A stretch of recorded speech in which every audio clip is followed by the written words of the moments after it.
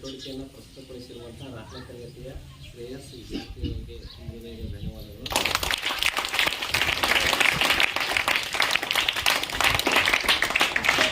ನಾವು ಶಿಕ್ಷಕರಿಗೆ ಯಾವಾಗಲೂ ಏನಾಗಿರಬೇಕು? ಕೃತಜ್ಞತೆಯಿಂದ ಇರಬೇಕು, ಕೃತಜ್ಞರಾಗಿರಬಾರ್ದು. ಕೃತಜ್ಞೆ ಬೇರೆ, ಕೃತಜ್ಞ ಬೇರೆ. ಹೌದಾ? ಶಿಕ್ಷಕ ಅಂದ್ರೆ ಗೊತ್ತಿದೆ ಅಲ್ವಾ? ಅವ್ರು ಹೇಳಿದ್ರು, ಒಂದು ಅಕ್ಷರ ಕಲಿಸಿದಾತ ಗುರು. ಒಂದು ಅಕ್ಷರ ಕಲಿಸಿದ ಸತ್ಯಕ್ಕೆ ಅವ್ರು ಏನಂತ ತಿಳ್ಕೊಬೇಕಪ್ಪ ಅಂದ್ರೆ, ನಮ್ಮ ಜೀವನದಲ್ಲಿ ಗುರುಗಳು ನಮಗೆ ದಾರಿ ತೋರಿಸುವಂಥ ಗುರುಗಳು ಅವರು. ಶಿಕ್ಷಣದ ದಾರಿ, ಜ್ಞಾನದ ದಾರಿ ಹಾಗೂ ಗುರಿಯ ದಾರಿ ತೋರಿಸುವಂಥವ್ರು ಏನಿರ್ತಾರಪ್ಪ ಅಂದ್ರೆ ಗುರುಗಳಾಗಿರ್ತಾರೆ, ಶಿಕ್ಷಕರಾಗಿರ್ತಾರೆ.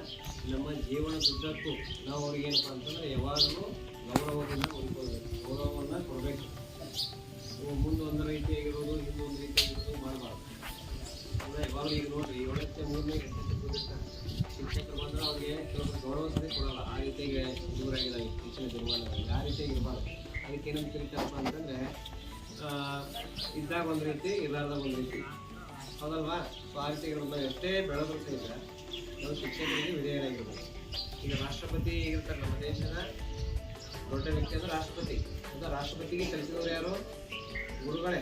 ಹೌದಾ? ಈಗ ಉನ್ನತ ಹುದ್ದೆಯಲ್ಲಿರುವವರಿಗೆ ಎಲ್ಲರಿಗೂ ಕಲಿಸಿದವರು ಯಾರು? ಗುರುಗಳಿಗೆ. ಅದಕ್ಕೋಸ್ಕರ ಗುರುಗಳಂಥ ಶ್ರೇಷ್ಠವಾದಂಥ ವ್ಯಕ್ತಿ ಈ ಜಗತ್ತಿನಲ್ಲಿ ಯಾರೂ ಇಲ್ಲ.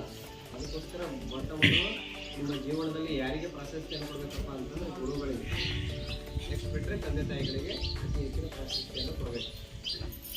ಅವೆಲ್ಲ ಗುರುಗಳಿಗೆ ಆಗಿರಬೇಕು. ಜೊತೆಗೆ ಅತಿ ವಿನಯ ತೋರಿಸಬಾರ್ದು. ಅತಿ ವಿನಯ ದೂರದ ಲಕ್ಷಣ ಅಂತ ಕರೀತಾರೆ. ಅತಿ ವಿನಯನೂ ಸಹಿತ ಒಳ್ಳೆಯದಲ್ಲ.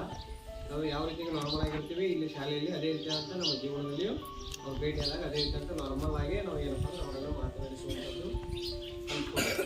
ಇದನ್ನು ನಿಮ್ಮ ಜೀವನದಲ್ಲಿ ರೂಢಿ ಮಾಡಿಕೊಡ್ರಿ. ಯಾವಾಗಲೂ ನಿಮ್ಮ ಗುರಿ ಏನಾಗ್ತದಪ್ಪ ಅಂದರೆ ಸರಳವಾಗಿ ಮುಖ್ಯ. ಧನ್ಯವಾದಗಳು.